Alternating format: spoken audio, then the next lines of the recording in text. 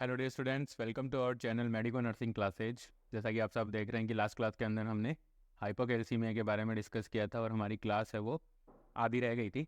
ठीक है, तो आज हम उस क्लास को कंप्लीट करेंगे, पूरी कोशिश करेंगे उस क्लास को कंप्लीट करने की, ताकि थोड़ा सा अपना टॉपिक कंप्लीट हो सके और अपनी तैयारी है उसको हम आगे बढ़ा सकें। ठीक है, अगर लास्ट क्लास में किसी भी स्टूडेंट को कोई डाउट है तो प्लीज़ आप कमेंट सेक्शन में ज़रूर अपना जो भी डाउट है उसको पूछ सकते हैं। मैं डेफिनेटली उसका आंसर करके उस डाउट को क्लियर करने की पूरी कोशिश करूँगा। आइए आज की क्लास शुरू करते हैं। जैसे कि कल हमने देखा हाइपोकैल्सीमिया के बारे में, तो हाइपोकैल्सीमिया के बारे में हमने सबसे पहले देखा था कि डेफिनेशन की हाइपोकैल्सीमिया क्या होता है। तो हाइपोकैल्सीमिया एक ऐसी कंडीशन है जिसके अंदर सीरम कैल्शियम लेवल है वो 9 mg/dl से क्या आ जाता है, नीचे आ जाता है। ठीक है, नेक्स्ट आता है आपका कोजेज। कोजेज की बात करें तो फर्स्ट वन कोज था कि inhibition of calcium absorption from the GI tract, कि GI system gastro intestinal system से कैल्शियम का एब्जॉर्प्शन है वो कम हो चुका है। तो ये सारे कॉजेज हमने वन बाय वन डिस्कस किए थे और इनको डिटेल से हमने अच्छे से देखा था। अगर किसी स्टूडेंट को किसी भी कोर्स से रिलेटेड कोई डाउट है तो आप कमेंट सेक्शन में पूछिए, डेफिनेटली उसका आंसर करूंगा। नेक्स्ट था कि किसी भी रीजन की वजह से जो भी अंडरलाइन कॉजेज है, उन कॉजेज की वजह से बॉडी से क्या होता है, कैल्शियम का एक्रिएशन है वो बढ़ जाता है, तो वो कंडीशन भी हाइपोकैल्सीमिया के लिए कॉज करती है। नेक्स्ट वन है, कुछ ऐसी कंडीशंस होती हैं हमारी बॉडी के अंदर, वो कंडीशंस क्या करती हैं, जो आयोनाइज्ड कैल्शियम और जो नॉन आयोनाइज्ड कैल्शियम है, मतलब इसको हमने कंबाइन रूप से क्या कहा था, आयोनाइज फ्रैक्शन। ठीक है, आयोनाइज फ्रैक्शन का मतलब होता है ratio between the ionise and non ionised. ठीक है, कैल्शियम, अपनी यहाँ पे कैल्शियम की बात करें तो आयोनाइज कैल्शियम और नॉन आयोनाइज कैल्शियम के बीच का जो रेशियो होता है उसे हम क्या कहते हैं, उसे कहते हैं आयोनाइज फ्रैक्शन कहा जाता है। ठीक है स्टूडेंट, तो अब अगर किसी जो भी अंडरलाइन कंडीशंस हैं वो बस वो सारी कंडीशंस क्या कर रही है, जो कैल्शियम का जो आयोनाइज फ्रैक्शन है उसके साथ चेंज हो रहा है, उस चेंज होने की वजह से क्या हो रहा है, कैल्शियम का लेवल है वो क्या हो रहा है, कम हो रहा है, और वो कंडीशन किसको लीड कर रही है, हाइपोकैल्सीमिया को। ठीक है, यहाँ तक हमने देख लिया था अच्छे से। आज की क्लास हम यहाँ से शुरू करेंगे। आज की क्लास हमारी शुरू होती है असेसमेंट से। ठीक है, तो student in case of hypocalcaemia assessment की बात करें तो सबसे पहले हम देखते हैं कार्डियोवैस्कुलर सिस्टम। तो कार्डियोवैस्कुलर सिस्टम की अगर हम बात करें तो कैल्शियम की कमी है, ठीक है, अफेक्ट होगा। ठीक है, साथ के साथ अफेक्ट होगा, कार्डियक एक्टिविटीज़ है उनके अंदर भी डिफिशियंसीज आनी शुरू हो जाएंगी, जो कार्डियक एक्टिविटीज़ है वो भी इम्पेयर्ड होंगी धीरे धीरे। तो देखिए, ब्रेडिकार्डिया आपको देखने को मिल सकता है, हाइपोटेंशन देखने को मिलेगा और डिमिनिश्ड पेरिफेरल पल्सेज। ठीक है, ये सारे सिम्टम्स आपको देखने को मिलेंगे। कौन सा, ब्रेडिकार्डिया, हाइपोटेंशन और डिमिनिश्ड पेरिफेरल पल्स, ये सारे सिम्टम्स हमें कार्डियोवैस्कुलर सिस्टम के अंदर देखने को मिलेंगे। रेस्पिरेटरी सिस्टम की बात करें तो जैसे जैसे कैल्शियम की कमी होती जाएगी, ठीक है, जैसे जैसे बॉडी के अंदर कैल्शियम की कमी होती जाएगी तो कैल्शियम की कमी की वजह से एक डिजीज होती है, उसे बोलते हैं टिटेनी, उसे बोलते हैं टिटेनी। और टिटेनी की वजह से क्या होता है, मस्कुलर स्पाज्म आ जाता है। क्या आ जाता है, मस्कुलर स्पाज्म आ जाता है। जैसा कि हम सब जानते हैं कि रेस्पिरेशन के अंदर स्केलेटल मसल्स का क्या होता है, इन्वॉल्वमेंट होता है। ठीक है, अब मस्कुलर स्पाज्म आ गया टिटेनी की वजह से, कैल्शियम की कमी है वो कंटिन्यूसली रही और कैल्शियम की कमी कंटिन्यूसली रहने की वजह से क्या हुआ, पेशेंट के अंदर टिटेनी डेवलप हो गया। अब इस टिटेनी की वजह से क्या हुआ, स्केलेटल मसल्स उनके अंदर स्पाज्म आ जाएगा और हो सकती है कि कंडीशन आपकी रेस्पिरेटरी फेलियर तक चली जाए। रेस्पिरेटरी फेलियर,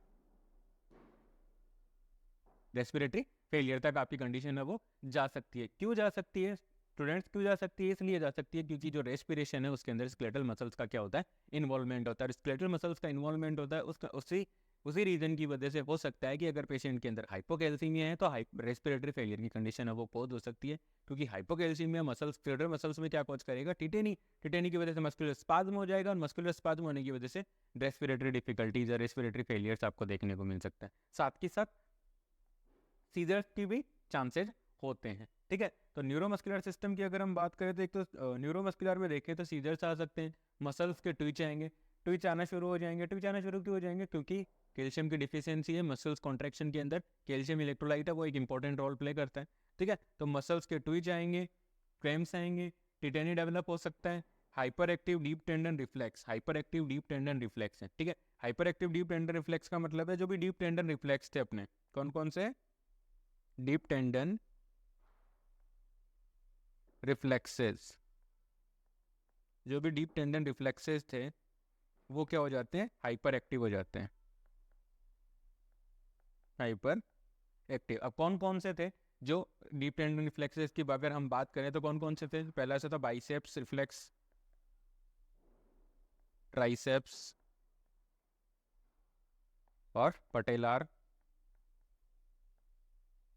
और एचिलियसिस टेंडन पे, इनके ऊपर थे आपके, ये थे अपने चार। मैंने लास्ट क्लास के अंदर आपको ये बताया था, इमेज के साथ मैंने आपको बताया हुआ है, ठीक है, जो डीप टेंडन रिफ्लेक्सेस हैं उनके बारे में, ठीक है। तो ये सारे क्या थे अपने डीप टेंडन रिफ्लेक्सेस के अंदर, ये क्या है, सारे के सारे डीप टेंडन रिफ्लेक्स हैं, ये क्या हो जाते हैं, कैल्शियम की कमी की वजह से हाइपर एक्टिव हो जाते हैं, ठीक है, हाइपर एक्टिव हो जाते हैं। नेक्स्ट वन है पेरेस्थीसिया, मतलब प्रिकलिंग सेंसेशन, आपको मतलब ऐसे लगेगा जैसे यहाँ पे आपको नीडल सी लग रही हो या फिर कांटे से चुभ रहे हो, ऐसा लगता है। नंबनेस आना शुरू हो जाती है पेशेंट के हाथों के अंदर और पैरों के अंदर, ठीक है। सबसे इंपॉर्टेंट हाइपोकैल्सीमिया के अंदर दो इंपॉर्टेंट साइन देखने को मिलते हैं, वो बहुत बार नॉर्सेट के अंदर, बहुत सारी जो नर्सिंग ऑफिसर रिक्रूटमेंट एग्जामिनेशन है उनके अंदर पूछे जाते हैं। तो फर्स्ट वन है आपका पॉजिटिव टॉर्सो साइन और पॉजिटिव चोविस्टिक साइन, ये दो साइन सबसे ज़्यादा इंपॉर्टेंट है, और इन दोनों को अभी हम डिटेल से देखेंगे कि ये क्या साइन है, ठीक है। लेकिन इनको आप अंडरलाइन करके रखिएगा और इनको याद रखिएगा, ठीक है। तो फर्स्ट वन हम देखते हैं चोविस्टिक साइन। स्टूडेंट, चोविस्टिक साइन की अगर आप बात करो तो चोविस्टिक साइन के अंदर क्या होता है, जैसे ही आप in front of year tragus, tragus यहाँ पे है अपना, ठीक है, ये वाला जो पार्ट है इसके इन फ्रंट सामने की तरफ अगर आप लाइट प्रेस करोगे, ठीक है, लाइट प्रेस करोगे in front of the year, light tap करोगे, प्रेस करोगे, तो क्या होगा, जो फेशियल नर्व्स है ना, फेशियल नर्व, उनके अंदर क्या होंगे, ये देखो यहाँ पर जो फेशियल नर्व्स दिखाई हुई है, इनके अंदर क्या डेवलप हो जाएंगे, इनके अंदर डेवलप होंगे कॉन्ट्रैक्शंस, इनके अंदर क्या डेवलप होंगे, कॉन्ट्रैक्शंस डेवलप होंगे, ठीक है, इनके अंदर डेवलप हो जाएंगे कॉन्ट्रैक्शन, और कॉन्ट्रैक्शन डेवलप होने से क्या हो रहा है, ये किस फेशियल नर्व के अंदर क्या हुआ, कॉन्ट्रैक्शन डेवलप हुए। कब हुए कॉन्ट्रैक्शन डेवलप, फेशियल नर्व के जो कॉन्ट्रैक्शन ऑफ फेशियल मसल्स है, जैसे ही आप ईयर के in front of tragus, year का जो ट्रेगस है उस ट्रेगस के इन फ्रंट सामने की तरफ आप जब आप लाइट प्रेस करोगे तो फेशियल नर्व के अंदर क्या होंगे, कॉन्ट्रैक्शन होंगे, ठीक है। और यही contraction sign, positive sign indicate करते हैं कि पेशेंट के अंदर कैल्शियम की क्या है, डिफिशियंसी, और पेशेंट को किस चीज़ का है, हाइपोकैल्सीमिया का, हाइपोकैल्सीमिया, ठीक है। स्टूडेंट, यहाँ पर आप इस इमेज के थ्रू आप देख करके समझ सकते हैं कि इस इमेज के अंदर क्या बताने की कोशिश की गई है। जैसे ही लाइट प्रेस किया यहाँ पर आप देख सकते हैं, जैसे ही ये इन फ्रंट ऑफ ये लाइट प्रेस किया, लाइट प्रेस करने के बाद क्या हुआ, ये जो मसल्स, जो फेशियल नर्व्स हैं, ये देखिए जो मैंने ब्लू कलर से ड्रॉ करी हैं, जो फेशियल नर्व्स हैं उनके अंदर क्या हो रहा है, कॉन्ट्रैक्शन शो हो रहा है, ठीक है। तो जिससे देखो फेस का जो सिमेंट्री है वो कैसी है, तो उस कंडीशन के अंदर ये अगर ये साइन अगर आपको मिलता है पॉजिटिव है पेशेंट के अंदर, अगर ये कॉन्ट्रैक्शन है, फेशियल नर्व के अंदर कॉन्ट्रैक्शन प्रेजेंट है, तो वो क्या कहलाता है, पॉजिटिव चोविस्टिक साइन, मतलब कि आपका जो पेशेंट है उस पेशेंट के अंदर क्या है, कैल्शियम की डिफिशियंसी है। तो ये तो हो गया अपना चोविस्टिक साइन। अगर किसी स्टूडेंट को कोई डाउट हो तो कमेंट सेक्शन में जरूर बताना, और ये बहुत ही मोस्ट इम्पोर्टेंट साइन है, more chances to ask in exam, बहुत बार इसके पूरे चांसेस होते हैं कि एग्जाम्स के अंदर इसको पूछा जा सकता है, ठीक है। नेक्स्ट वन है टॉर्सो साइन। अपना जो टॉर्सो साइन है उस साइन के अंदर है ये बताया गया है, टॉर्सो साइन के अंदर आपको ये बताया गया है स्टूडेंट्स कि इसमें क्या होता है, कार्पल स्पाज्म होता है, कार्पोपेडियल स्पाज्म होता है, आपको देखने को मिलेगा, ठीक है। कार्पोपेडियल स्पाज्म कब होगा, जैसे ही हम पर्टिकुलर एक्सट्रीमिटीज के अंदर, आप यहाँ पे ये नोटिस करिएगा, यहाँ पर क्या है, एक ब्लड प्रेशर कफ है वो क्या हुआ है, बांधा गया है इस आर्म के, इस एक्सट्रीमिटीज के ऊपर, ठीक है, आर्म के ऊपर जो ब्लड प्रेशर कफ है उसको बांधा गया, और ब्लड प्रेशर कफ है उसको उसको जैसे ही इन्फ्लेट किया गया, ठीक है, उसमें प्रेशर डाला गया, प्रेशर डालने के बाद क्या किया गया, जैसे ही प्रेशर डाला और सिस्टोलिक ब्लड प्रेशर के आ गया, सिस्टोलिक ब्लड प्रेशर के हल्का सा ज़्यादा ऊपर गए सिस्टोलिक ब्लड प्रेशर से, तो हमने ये देखा कि अगर किसी पेशेंट के अंदर कैल्शियम की डिफिशियंसी है तो क्या होगा, जैसे ही आप सिस्टोलिक ब्लड प्रेशर के हल्का सा प्रेशर बढ़ाओगे, सिस्टोलिक ब्लड प्रेशर से हल्का सा प्रेशर बढ़ाओगे कफ के अंदर, तो क्या होगा, कार्पल स्पाज्म, जो पेशेंट के जो हाथ है वो इस तरीके से आपको मूव करते हुए दिखेंगे, ठीक है। ये क्या कहलाता है, कार्पल स्पाज्म,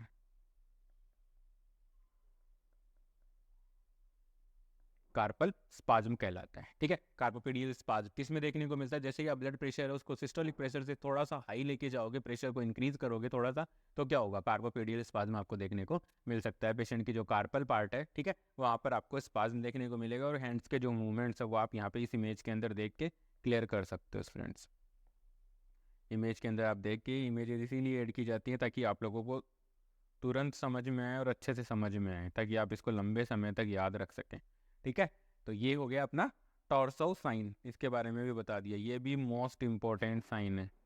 और chances to ask in exam, chances to asked in exam, ये भी एग्जाम में आ सकता है, ये मोस्ट इम्पोर्टेंट साइन है।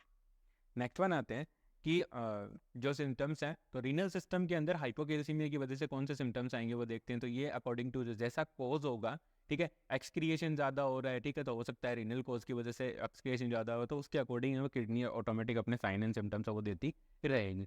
गैस्ट्रोइंटेस्टाइनल की बात करें तो मसल्स हैं, देखा कि हमने देखा कि डीप टेंडन रिफ्लेक्सेस हैं वो भी क्या हो रहे थे, हाइपर एक्टिव हो रहे थे।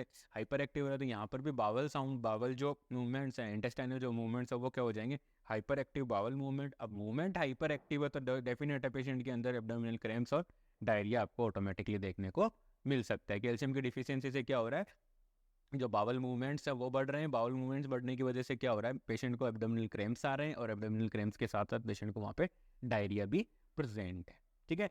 नेक्स्ट अपना लेबोरेटरी फाइंडिंग, जैसे ही आप पेशेंट के ब्लड सीरम इलेक्ट्रोलाइट्स को चेक करोगे, सीरम इलेक्ट्रोलाइट्स को चेक करोगे तो आप देखोगे कि पेशेंट की बॉडी के अंदर या पेशेंट के ब्लड सीरम के अंदर जो कैल्शियम उसका लेवल 9 mg/dl से क्या है, लेस है, कम है। 9 mg/dl से वहाँ पर आपको क्या मिलेगा, कम मिलेगा, ठीक है स्टूडेंट्स। नेक्स्ट हम देखते हैं ECG changes, most important hyperkalaemia, hypokalemia, ठीक है। उसके बाद आता है अपना सॉरी हाइपोकैल्सीमिया और हाइपरकैल्सीमिया। इन चारों इलेक्ट्रोलाइट के अंदर मोस्ट इंपॉर्टेंट ईसीजी चेंजेस होते हैं। मोस्टली इन चारों से बहुत बार क्वेश्चन आता है ईसीजी चेंजेस के बारे में, तो प्लीज़ आप इनको नोट करके रखिएगा, बार बार इनको पढ़िएगा, या स्टिकी नोट्स के साथ इनको आप जहाँ पढ़ने बैठते हैं वहाँ पर इनको चिपका के रखिएगा, ताकि आप बार बार इन चीज़ों को देखोगे तो आपका जो ब्रेन है वो इसको लंबे समय तक याद रख सकेगा, ठीक है। तो ईसीजी चेंजेस की बात करते हैं। In case of hypocalcaemia, in case of hypocalcaemia,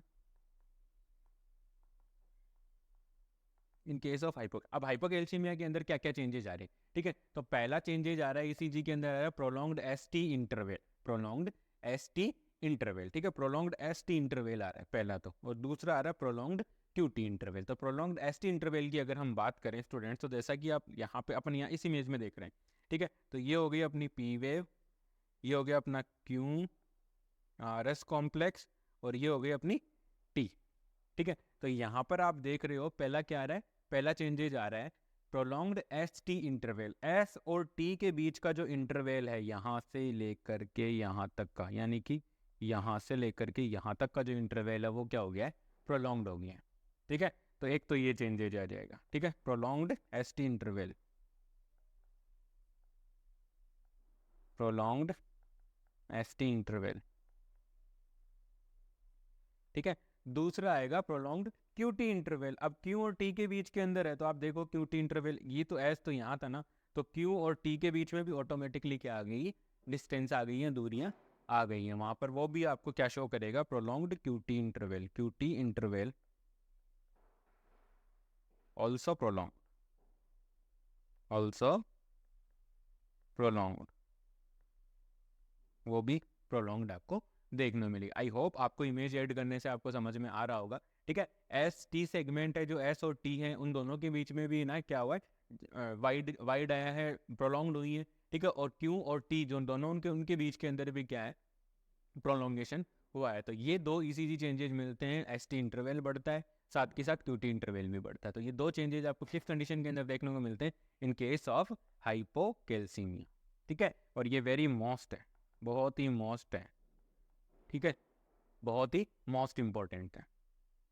मेरी आपसे पर्सनली रिक्वेस्ट है कि जब भी आप क्लास लें तो प्लीज़ आप इनको नोट डाउन कीजिएगा, ठीक है, हाईलाइट वगैरह कीजिए, डिफरेंट कलर्स यूज करके करिए, ताकि थोड़ा सा आपके नोट्स हैं वो भी इंटरेस्टिंग रहेंगे और बार बार आपको नोट्स को पढ़ने का आपका मन करेगा, ठीक है। तो लिखिए, जब भी जो भी क्लास आप ले रहे हैं तो उसको सुनने की, केवल सुनने की बजाय उस क्लास को आप नोट कीजिए, ठीक है, जिससे आपकी तैयारी है वो बहुत सुदृढ़ हो जाएगी, ठीक है। आप बहुत अच्छे से तैयारी कर पाओगे, बहुत अच्छे से आप एग्जाम्स के अंदर परफॉर्म कर पाओगे, ठीक है। एक तैयारी करने का सबसे बेसिक तरीका, सबसे बेस्ट और बेसिक तरीका यही होता है कि आप सबसे पहले नोट्स लिखें जहाँ से भी आप पढ़ रहे हैं। जैसे मान लीजिए आप मेडिकल नर्सिंग क्लासेस के चैनल से पढ़ रहे हैं, तो पर्टिकुलर क्लास लीजिए, जैसे ही आपका टॉपिक कंप्लीट हो जाता है तो जो भी पेपर सेट मिलते हैं, आप जैसे गूगल वगैरह करके आप पेपर सेट डाउनलोड कर सकते हो, ठीक है। पुरानी जो एग्जाम्स के प्रीवियस ईयर के एग्जाम्स के जो क्वेश्चन पेपर्स होते हैं उनको डाउनलोड करो, और वो जो टॉपिक आपने किया उस टॉपिक से रिलेटेड उस पेपर के अंदर जो भी क्वेश्चन उनको सॉल्व करो, ठीक है। जिससे क्या होगा, आपकी प्रैक्टिस हो जाएगी। साथ के साथ जैसे टॉपिक कंप्लीट, टॉपिक के बाद आप क्या करोगे, प्रैक्टिस करोगे अपने पेपर सेट से, जिससे क्या होगी, आपकी प्रैक्टिस हो जाएगी और वो चीज़ें आपके दिमाग में अच्छे से याद हो जाती हैं, ठीक है। नेक्स्ट हम बात करते हैं इंटरवेंशन की। मान लीजिए in case of hypocalcaemia, calcium की डिफिशियंसी है, तो उस कंडीशन के अंदर कौन कौन से ऐसे इंटरवेंशन हैं जिन इंटरवेंशन को करके हम पेशेंट की बॉडी के अंदर हाइपोकैल्सीमिया की जो कंडीशन है उस कंडीशन को हम ट्रीट कर सकते हैं। तो फर्स्ट वन इंटरवेंशन आता है हमारा कि हमें क्या करना है, ओरल सप्लीमेंट्स देने, कैल्शियम के ओरल सप्लीमेंट्स देने हैं, ठीक है। ओरल सप्लीमेंट्स साथ साथ में हमें क्या करना है, इंट्रावीनस सप्लीमेंट्स भी देने, कि भाई कैल्शियम की कमी है उसको जल्दी से जल्दी हमें पूरा करना है। कैल्शियम की कमी को जल्दी से जल्दी पूरा करने के लिए हम नॉर्मली कैल्शियम ग्लूकोनेट काम में लेते हैं। क्या काम में लेते हैं, कैल्शियम ग्लूकोनेट। कैल्शियम ग्लूकोनेट हम काम में लेते हैं, ठीक है। देखिए स्टूडेंट, नेक्स्ट पॉइंट ये कह रहा है हमें, नेक्स्ट पॉइंट ये कह रहा है कि जब भी हाइपोकैल्सीमिया का पेशेंट आता है आपके पास, जब भी आपको पेशेंट डायग्नोस होता है कि पेशेंट को हाइपोकैल्सीमिया है, अगर पेशेंट को हाइपोकैल्सीमिया है तो उस कंडीशन के अंदर हमें क्या करना है, हमें सबसे पहले हमें क्या करना है, पेशेंट के अंदर एल्ब्यूमिन लेवल को भी हमें क्या करना है, चेक करना है। एल्ब्यूमिन लेवल को भी हमें क्या करना है, चेक करना है। अगर पेशेंट के अंदर एल्ब्यूमिन का लेवल है वो लो है, ठीक है, एल्ब्यूमिन का लेवल है वो लो है, तो हमें क्या करना है, कैल्शियम के लेवल को भी हमें इजीली या जल्दी से जल्दी हमें क्या करना है, ट्रीट करना पड़ेगा, करेक्ट करना पड़ेगा। आपने कल देखा था कि नेफ्रोटिक सिंड्रोम या कि हाइपरप्रोटीनीमिया की कंडीशंस के अंदर भी हाइपोकैल्सीमिया है वो कॉज हो रहा था। तो अगर प्रोटीन की कमी है तो हमें क्या करना है, प्रोटीन और कैल्शियम दोनों को हमें इमीडिएटली हमें क्या करना पड़ेगा, ट्रीट करना पड़ेगा। नॉर्मली एल्ब्यूमिन का फंक्शन क्या होता है हमारे ब्लड के अंदर, function of albumin, function of albumin, function of albumin, ठीक है स्टूडेंट। ये ऐसी चीज़ें हैं, मतलब जैसे ही ये स्ट्राइक हुआ, जैसे एल्ब्यूमिन का नाम आया, तुरंत आपके दिमाग में आना चाहिए कि एल्ब्यूमिन कहाँ कहाँ काम आ रही है हमारी बॉडी के अंदर, कहाँ कहाँ इसकी डिफिशियंसी हो सकती है, तो क्या क्या हो सकता है। इसे बोलते हैं associative study, associative study, associative study. तुरंत दिमाग में आना चाहिए कि एल्ब्यूमिन क्या, कहाँ से बनी, कहाँ से आई, कहाँ क्या काम है इसका। एल्ब्यूमिन का काम क्या है, लीवर से प्रोड्यूस हुई, ठीक है। ब्लड प्रोटीन का काम है, ब्लड प्रोटीन है, ठीक है। कहाँ से बनी, लीवर से बनी। ब्लड में इसका काम क्या है, ऑस्मोटिक प्रेशर को, ऑनकोटिक प्रेशर को मेंटेन रखना, ऑनकोटिक प्रेशर को मेंटेन रखना, ठीक है। तो ये सारे क्या है, एल्ब्यूमिन के मेन फंक्शन है। तो एल्ब्यूमिन है वो कौन सी डिजीज कंडीशन है जिसके अंदर एल्ब्यूमिन पूरी बॉडी से बाहर निकल जाती है, प्रोटीन यूरिया हो जाता है, नेफ्रोटिक सिंड्रोम, नेफ्रोटिक सिंड्रोम। अब नेफ्रोटिक सिंड्रोम है वो किस सिस्टम की बीमारी है, रीनल सिस्टम की डिजीज है, ठीक है। तो ये सारी चीज़ें आपके दिमाग में तुरंत आनी चाहिए, तुरंत स्ट्राइक होनी चाहिए चीज़ें। जैसे ही किसी भी जो भी पॉइंट है उसका नाम आता है, एल्ब्यूमिन का नाम आ रहा है, मैग्नीशियम का नाम आ रहा है, कैल्शियम का नाम आ रहा है, तो ये सारी चीज़ें स्ट्राइक होनी चाहिए। यही हमारा मेन पर्पज है कि हम बार बार इन चीज़ों को साथ में लेकर के चलें। जैसे अभी यहाँ पे हमने एल्ब्यूमिन के बारे में थोड़ा सा डिस्कस कर लिया, जिससे क्या हुआ, हमारा रिवीजन हो गया, पुराना हमारा रिवीजन हो चुका है, ठीक है। तो ये एक तरीका है, इसे हमें इसी यही सीक्वेंस हमें डेवलप करनी है कि हमें एसोसिएटिव स्टडी यूज़ करनी है। ऐसा नहीं कि कैल्शियम पढ़ा कैल्शियम भूल गए, ठीक है। कैल्शियम का यूज़ करो ना, अगले दूसरा जो टॉपिक पढ़ रहे हो उसके उसमें कैल्शियम का यूज़ करो आप, कि कैल्शियम कहाँ, कैल्शियम कैसे इंपैक्ट कर रही है इस डिजीज कंडीशन के अंदर, ठीक है।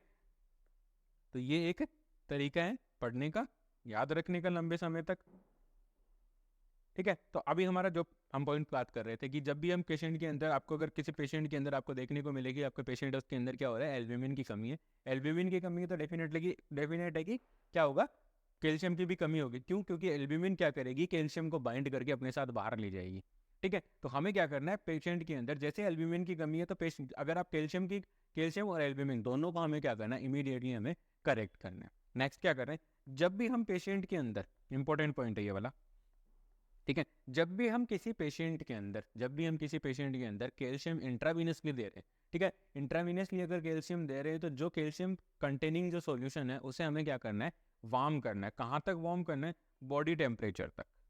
हमें क्या करना है, बॉडी टेम्परेचर तक, कि भाई जो भी आईवी कैल्शियम सॉल्यूशन है, ठीक है, कैल्शियम सॉल्यूशन है, अगर आप उसको आईवी एडमिनिस्टर कर रहे हो, इंट्रावीनस रूट से अगर आप उसको एडमिनिस्टर करते हो, तो हमें क्या करना है, टेम्परेचर उसका होना चाहिए टेम्परेचर एट बॉडी टेम्परेचर। जो भी आपका जो सॉल्यूशन है, जो भी आईवी सॉल्यूशन है, जो जिसके अंदर आप कैल्शियम कंटेन किया हुआ है, या कैल्शियम कंटेनिंग जो आपका आईवी फ्लूइड है, आईवी सॉल्यूशन है, उसको हमें क्या करना है, आईवी रूट से अगर हम दे रहे हैं तो हमें क्या करना है, सबसे पहले हमें क्या करना है, उस सॉल्यूशन को बॉडी टेम्परेचर तक हमें गर्म करना है। मतलब नॉर्मल हमारा बॉडी का जो टेम्परेचर है उस टेम्परेचर तक हमें गर्म रखना है। बॉडी का टेम्परेचर कितना है, 98.6 डिग्री फ़ारेनहाइट और 37 डिग्री सेल्सियस। हो गया एक क्वेश्चन और तैयार हमारा यहाँ पे। ठीक है, ये हो गया normal body temperature, normal body temperature. ठीक है जी, सीधा क्वेश्चन, अगर एक लाइन का सटीक क्वेश्चन आता है सीधा यहाँ से उठा गए। ठीक है, कि बॉडी का नॉर्मल टेम्परेचर कितना आता है बता दिया अपन। ठीक है, तो body temperature normal body temperature से होना चाहिए। साथ के साथ जब भी आप कैल्शियम इंट्रावीनस रूट से दे रहे हो, आईवी रूट से जब हम कैल्शियम दे रहे हैं, तो उस कंडीशन हमें ध्यान रखना है, कभी भी आई कैल्शियम कंटेनिंग जो भी सॉल्यूशन है कैल्शियम कंटेनिंग आईवी फ्लूइड से, उसको हमें स्पीड से रैपिडली इन्फ्यूज नहीं करना, उसको एडमिनिस्टर स्लोली, एडमिनिस्टर स्लोली, हमें उसको बहुत ही स्लो एडमिनिस्टर करना है। अगर आप तेजी से करोगे तो क्या हो सकता है, डिसरदीमिया, कार्डियक डिसरदीमिया कोज कर सकता है, कार्डियक डिसरदीमिया वहाँ पे आपको देखने को मिल सकता है स्टूडेंट्स। तो ये है अपना इंटरवेंशन की, अगर हम कैल्शियम आईवी दे रहे हैं, आईवी रूट से हम कैल्शियम को एडमिनिस्टर कर रहे हैं कैल्शियम के लेवल को करेक्ट करने के लिए, तो उस कंडीशंस के अंदर हमें क्या करना है, आईवी रूट से दे रहे हैं, बॉडी टेम्परेचर तक हमें इसे गर्म करना है, उसके बाद हमें स्लो एडमिनिस्टर करना है। अगर तेज गति से करेंगे या तेजी से करेंगे ना, रैपिड इन्फ्यूज करेंगे, तो उस कंडीशन के अंदर हो सकता है पेशेंट के अंदर कार्डियक डिसरदीमिया आपको देखने को मिले। ठीक है, नेक्स्ट पढ़ते हैं। कुछ ऐसी मेडिकेशंस हमें क्या करनी है, कुछ ऐसी मेडिसिन का हमें यूज़ करना है जो मेडिसिन क्या करती हैं, कैल्शियम के लेवल को इंक्रीज़ करती हैं, कैल्शियम के एब्जॉर्प्शन को इंक्रीज करती हैं। जैसे कि हमें क्या करना है, एज पर डॉक्टर एडवाइस हमें यूज़ करना है, ठीक है, एल्यूमिनियम हाइड्रोक्साइड, एल्यूमिनियम हाइड्रोक्साइड हमें यूज़ करना है। ये एल्यूमिनियम हाइड्रोक्साइड क्या करता है, कैल्शियम को गैस्ट्रो इंटेस्टाइनल ट्रैक्ट से कैल्शियम के एब्जॉर्प्शन को क्या करता है, इंक्रीज करता है, और फॉस्फोरस का क्या कर देता है, एक्सक्रिएशन करता है। ठीक है, कैल्शियम और फॉस्फोरस एक दूसरे के अगेंस्ट चलते हैं। ठीक है, तो हमें क्या करना है, मतलब अगर ब्लड में कैल्शियम ज़्यादा हो गया तो फॉस्फोरस कम रहेगा, और फॉस्फोरस जैसे ज़्यादा होगा वो कैल्शियम को कम कर देगा, तो दोनों एक लेवल में होने जरूरी होते हैं। ठीक है, तो हमें क्या करना है sorry, as per doctor advice हमें हाइपोकैल्सीमिया की कंडीशन के अंदर पेशेंट के अंदर यूज करना है अपना एल्यूमिनियम हाइड्रोक्साइड यूज करना। ये एल्यूमिनियम हाइड्रोक्साइड क्या करेगा, कैल्शियम के एब्जॉर्प्शन को तो जीआईटी से कैल्शियम के एब्जॉर्प्शन को तो क्या करता है, बढ़ाता है, और साथ के साथ क्या करता है, फॉस्फोरस के एब्जॉर्प्शन को डिक्रीज करता है। कौन है ये, एल्यूमिनियम हाइड्रोक्साइड, एल्यूमिनियम हाइड्रोक्साइड। अब एल्यूमिनियम हाइड्रोक्साइड है वो क्या कर रहा है, increase calcium Ca+ absorption, Ca+ का एब्जॉर्प्शन बढ़ा देगा, साथ के साथ क्या करेगा, डिक्रीज फॉस्फोरस, फॉस्फोरस एब्जॉर्प्शन कहाँ से, from GIT, from GIT, GI tract से कैल्शियम के एब्जॉर्प्शन को बढ़ा देगा और फॉस्फोरस के एब्जॉर्प्शन को क्या कर देगा, डिक्रीज कर देगा। अब स्टूडेंट सवाल ये आता है कि एल्यूमिनियम हाइड्रोक्साइड होता क्या है। ये एल्यूमिनियम हाइड्रोक्साइड एक मेडिसिन है, एल्यूमिनियम हाइड्रोक्साइड क्या है, एक मेडिसिन है। ठीक है, मेडिसिन है, मेडिसिन है, किस काम की मेडिसिन है, ये एक एंटासिड है, एंटासिड्स है। ठीक है, एंटासिड्स का काम क्या होता है स्टूडेंट्स, एंटासिड्स का काम होता है sir neutralise the gastric acid, gastric acid, जो गैस्ट्रिक एसिड होता है उसको क्या करना, न्यूट्रलाइज करने का काम होता है। ठीक है स्टूडेंट्स, आई थिंक आप लोगों को समझ में आ रहा होगा। आई होप, मैं ये कोशिश कर रहा हूँ कि मैं सक्सेसफुल हूँ कि इस चीज़ में कि मैं आपको समझा पा रहा हूँ। ठीक है, अगर किसी भी स्टूडेंट को कोई डाउट है तो आप मुझे कमेंट सेक्शन में ज़रूर पूछिए, मैं डेफिनेटली इसका आंसर करूँगा। नेक्स्ट हम बात करते हैं, तो हम क्या करेंगे, एल्यूमिनियम हाइड्रोक्साइड का यूज़ करेंगे, ये एक इंपॉर्टेंट पॉइंट है हमारे लिए। ठीक है, कि कौन सी मेडिसिन यूज़ करेगी, एल्यूमिनियम हाइड्रोक्साइड। एल्यूमिनियम हाइड्रोक्साइड क्या है, एंटी एसिड है जो क्या करेगी, गैस्ट्रिक एसिड को न्यूट्रलाइज करेगी और वहाँ से क्या कर देगी, फॉस्फोरस का, तो फॉस्फोरस के एब्जॉर्प्शन को कम करेगी और कैल्शियम के एब्जॉर्प्शन को क्या कर देगी, बढ़ा देगी। साथ के साथ हमें हाइपोकैल्सीमिया के पेशेंट को क्या करना है, विटामिन डी थेरेपी पे रखना है। हमें क्या करना है, विटामिन डी थेरेपी पे रखना है। तो आप सबको पता है कि कैल्शियम के एब्जॉर्प्शन के लिए विटामिन डी रिस्पॉन्सिबल होता है। ठीक है, कैल्शियम के एब्जॉर्प्शन के लिए क्या है, विटामिन डी रिस्पॉन्सिबल होता है। और अब विटामिन डी के एब्जॉर्प्शन के लिए हमें क्या चाहिए, फैट, लिपिड्स, क्योंकि ये क्या है, फैट सोल्यूबल विटामिन होते हैं। तो फैट सोल्यूबल विटामिन कौन कौन से हैं, ए डी ई के, ए डी ई के, ये क्या है, फैट सोल्यूबल विटामिन है। अगर स्टीटोरिया हो रखा है, स्टूल के साथ फैट पास आउट हो चुकी है, तो उस कंडीशन के अंदर एडीईके की क्या हो जाएगी, डिफिशियंसी हो जाएगी। डिफिशियंसी होगी तो एडीईके की डिफिशियंसी होगी तो डी की डिफिशियंसी, डी की डिफिशियंसी लीड करती है कैल्शियम का एब्जॉर्प्शन कम हो जाएगा, और कैल्शियम का एब्जॉर्प्शन कम होगा तो कंडीशन हो जाएगी हाइपोकैल्सीमिया। आई होप आप लोगों को समझ में आ रहा होगा। नेक्स्ट वन है, जब कैल्शियम की डिफिशियंसी हो रही है, कैल्शियम हाइपोकैल्सीमिया की कंडीशन है, तो उस कंडीशंस के अंदर क्या होता है, नॉर्मली सीजर्स आ सकते हैं। नर्वस सिस्टम है वो इरिटेट होता है, इरिटेट होने की वजह से क्या होगा, वहाँ पे सीजर्स आ सकते हैं। तो हमें क्या करना है, इन केस ऑफ हाइपोकैल्सीमिया हमें क्या करना है, पेशेंट के अंदर सीजर्स के जो प्रिकॉशंस है सॉरी, सीजर्स के जो प्रिकॉशंस है, जैसे कि हमें जो भी पर्टिकुलर पेशेंट होता है उसे हमें क्लोजली मॉनिटर रखना है। ठीक है, जो भी सीजर्स की जो फेजेज होती हैं उन फेजेज के बारे में हमें क्या करना है, ध्यान रखना है। ठीक है, ऐसा कोई इंडिकेशन कि भाई सीजर्स आ रहे हैं पेशेंट को, तो उसके बारे में हमें ध्यान रखना है। सीजर्स की प्रिकॉशंस के बारे में ध्यान रखना है कि भाई पेशेंट को अगर सीजर्स आ भी रहे हैं, आ भी जाते हैं, तो उस कंडीशन के अंदर पेशेंट को कोई इंजरी ना हो, पेशेंट को कोई फिजिकल इंजरीज ना हो, चोट ना लगे, कोई अपने टंग बाइट ना कर ले। ठीक है, तो ये सारी चीज़ों का हमें क्या करना है, ध्यान रखना है। प्रिकॉशंस हमें एडजस्ट करके रखने हैं। आसपास की चीज़ें हैं, ऐसी चीज़ें जिनसे पेशेंट, मान लीजिए सीजर आ जाता है, पेशेंट गिरेगा तो उसको चोट लग सकती है, तो उन सारी चीज़ों को हमें क्या करना है, हटा देना है। तो ये सारे हम प्रिकॉशंस क्या कर सकते हैं। नेक्स्ट हम करेंगे, क्या करेंगे, हमें क्या करना है, जब भी हम पेशेंट को मूव करेंगे, पेशेंट को चला रहे हैं, ठीक है, वॉक करवा रहे हैं, या फिर पेशेंट को पोजीशन चेंज कर रहे हैं, या एक बेड से दूसरे बेड पे या कहीं से कहीं शिफ्ट कर रहे हैं, तो उस कंडीशन के अंदर हमें क्या करना है, ध्यान रखना है पेशेंट को बहुत ही स्लोली हमें क्या करना है, शिफ्ट करना है, मूव करना है, बहुत स्लोली मूव करना है। क्यों मूव करना है, क्योंकि ऐसे in case of hypocalcaemia pathological fractures है ना वो ज़्यादा हो जाते हैं। पैथोलॉजिकल फ्रैक्चर्स हैं वो क्या हो जाते हैं, ज़्यादा हो जाते हैं स्टूडेंट। ठीक है, अब पैथोलॉजिकल फ्रैक्चर कैसे ज़्यादा हो जाते हैं वो मैं आपको समझाता हूँ। ठीक है, जब भी हम हाइपोकैल्सीमिया का जो पेशेंट होगा, उस पेशेंट के अंदर हमें क्या करना है, उसको काफ़ी बहुत ही धीरे से हमें मूव करना है, उसकी पोजीशंस वगैरह बहुत धीरे चेंज करनी है। क्यों करनी है, क्योंकि हो सकता है उसके अंदर पैथोलॉजिकल फ्रैक्चर है वो हो सकता है। तो अब देखिए पैथोलॉजिकल फ्रैक्चर कैसे हो सकता है इन केस ऑफ हाइपोकैल्सीमिया। मान लीजिए आपकी बॉडी के अंदर क्या हुआ, कैल्शियम की डिफिशियंसी हुई। ठीक है, हाइपोकैल्सीमिया की कंडीशन आ गई, हाइपोकैल्सीमिया। अब हाइपोकैल्सीमिया की कंडीशन आ गई तो क्या हुआ, बॉडी क्या करेगी, एक्ट करेगी, एक्शन लेगी, एक्शन, और बॉडी एक्टिव हो जाएगी। बॉडी एक्टिव होकर के क्या करेगी साहब, बॉडी एक्टिव होकर के क्या करेगी, कैल्सिटोनिन को तो कर देगी कम। कैल्सिटोनिन, कैल्सिटोनिन क्या है, एक हार्मोन है जो थायराइड ग्लैंड से रिलीज होता है। ठीक है, कैल्सिटोनिन का लेवल तो करेगी कम, और क्या करेगी, parathormone hormone, parathormone hormone, parathormone hormone के क्या करेगी, इंक्रीज कर देगी। पैराथार्मोन हार्मोन को क्या कर देगी, इंक्रीज कर देगी। अब ये पैराथार्मोन हार्मोन क्या करेगा, पैराथार्मोन हार्मोन क्या करेगा स्टूडेंट्स, जो बोन और टिथ, इन दोनों में जो डिपॉजिट कैल्शियम है, ठीक है, बोन और टिथ में जो डिपॉजिट कैल्शियम है, डिपॉजिट कैल्शियम है, उस कैल्शियम को क्या कर देगा, रिलीज करवा देगा। रिलीज करवा दिया, कहाँ करवा दिया, ब्लड स्ट्रीम में। वहाँ कहाँ रिलीज करवाया जी, ब्लड स्ट्रीम में। तो एक काम हो गया हमारा कि भाई हाइपोकैल्शियम की कंडीशन तो हो गई ट्रीट। ठीक है, ब्लड स्ट्रीम में आ गया, कैल्शियम का लेवल है वो मैनेज हो गया। लेकिन अब यहाँ पे एक घाटा हो गया हमारा। ठीक है, एक नुकसान हो गया। नुकसान क्या हो गया, कैल्शियम कहाँ से उठाया भैया आपने, हमने कैल्शियम उठाया सब बोन और टिथ से। ठीक है, आपने कैल्शियम उठाया, यहाँ पर इसने मतलब ये बैलेंस,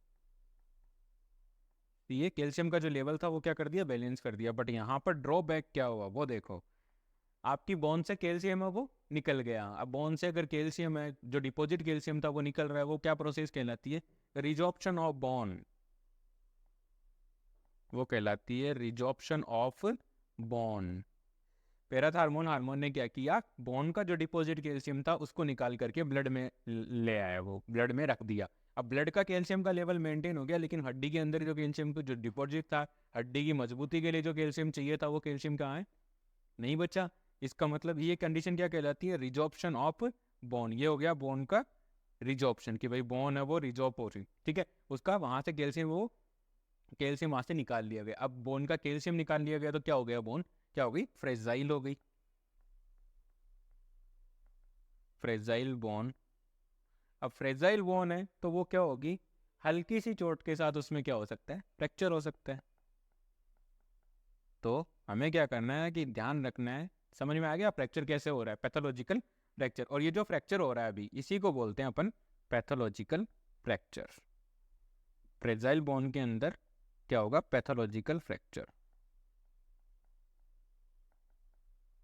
पैथोलॉजिकल फ्रैक्चर, ठीक है जी। तो ये सीन है यहाँ पर कि पैथोलॉजिकल फ्रैक्चर कैसे हो रहा है। अब हमें बोन अगर फ्रेजाइल है, बोन पेशेंट की बोन फ्रेजाइल है, मतलब बहुत ही एकदम मतलब अंदर से खोखली हो चुकी है, तो उस कंडीशन के अंदर अगर आप पेशेंट को हल्का सा भी प्रेशर के साथ मूव करोगे, ठीक है, हल्का सा भी कहीं भी अगर रिस्क है चोट लगने का, तो इजीली पेशेंट की जो बोन है वो क्या हो जाएगी, फ्रैक्चर हो जाएगी, और फ्रैक्चर होकर के पेशेंट की बॉडी है वो टूट जाएगी, ठीक है। तो इन सब को प्रिवेंट करने के लिए, इन केस ऑफ हाइपोकैल्सीमिया, हमें क्या करना है, पैथोलॉजिकल फ्रैक्चर के लिए हमें क्या करना है, इंटरवेंशंस करने हैं, हमें ध्यान रखना है पेशेंट को हमें बहुत ही स्लोली मूव करना है, ठीक है। साथ के साथ सबसे इंपॉर्टेंट लास्ट पॉइंट इंपॉर्टेंट, ठीक है, कैल्शियम 10% कैल्शियम ग्लूकोनेट हमें हमेशा पेशेंट के बेड साइड में रखना है।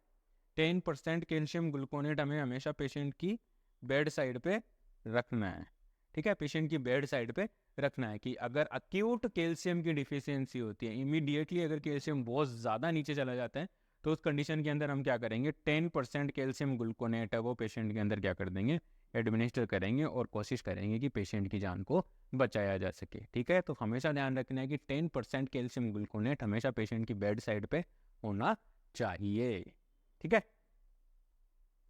नेक्स्ट है, हमें क्या करना है कि हमें पेशेंट को एजुकेट करना है। किस चीज़ के बारे में एजुकेट करना है, कि भैया आप कैल्शियम रिच फूड खाओ, ठीक है, कैल्शियम रिच डाइट लो। अब कैल्शियम रिच डाइट की बात करें स्टूडेंट, तो मैंने यहाँ पे एक इमेज ऐड करके आपके लिए थोड़ा सा इजी किया है। कि एक क्या होता है कि नॉर्मली हम जो चीज़ों को देख सकते हैं, देख के परसीव करते हैं, उसके बाद हम उनको इंटरप्रेट करके अपने दिमाग में रखते हैं, तो वो चीज़ें ज़्यादा लंबे टाइम तक या ज़्यादा लंबे समय तक हमें याद रहती हैं। तो देखिए यहाँ पे लेडी फिंगर है, बीन्स है, चीज़ है, ब्रोकली है, टॉफ है, अमरता है, सोया मिल्क है, काले हैं, और कैन फिश है। ये सारे क्या है, कैल्शियम रिच फूड, ठीक है, कैल्शियम रिच फूड। और ये हमें पेशेंट को एडवाइस करना है कि आप अपनी डाइट के अंदर इन सारे फूड्स को, जो भी आपकी कल्चरल है, मान लीजिए कोई है नॉन वेजिटेरियन है तो वो फिश खा सकता है, ठीक है, और जो वेजिटेरियंस है वो बाकी जो ऑप्शन है उन ऑप्शन से क्या कर सकते हैं, कैल्शियम गेन कर सकते हैं, ठीक है। तो ये सारा है अपना डाइटरी के बारे में। नेक्स्ट समझें,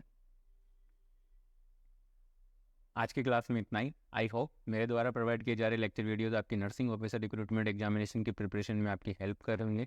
please like, share and subscribe. Thank you so much.